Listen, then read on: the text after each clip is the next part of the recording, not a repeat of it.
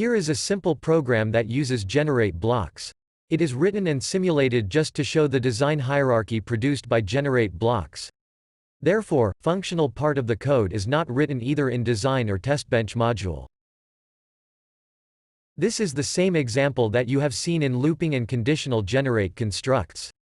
Here is the subunit module named mySubUnit, and here is the top-level design module named myTopUnit. It has two parameters named myType and myNumber. As you can see, there are 4 generate blocks within the module. The first two generate conditionally instantiate the subunit with name mySubUnitX, and next two instantiate it in a for loop with name mySubUnitY. In each of these sets, first one is unnamed, second one uses named begin-end with names t-based and num-based.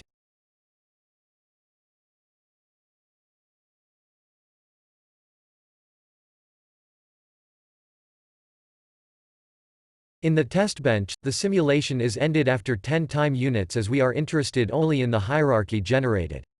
There are 3 instances of the top module with different values of parameters. The first one named top is instantiated with no parameter specified. Second instance top2 specifies parameter myType as 1, and third instance specifies both myType and myNumber. If you simulate this program, it will show warning as no signals are getting assigned with any value. Ignore this warning and click on the Get Signal button. It shows all internal hierarchy inside the test bench. These are the sub-modules in the top 1 instance. As its myType is 0, no instance of the conditionally generated block will be created, and will generate only 3 named and unnamed subunty, which is present in the loop generate block. Top2 was specifying parameter myType as 1, and therefore, it will have the named and unnamed instance of subunitX as well.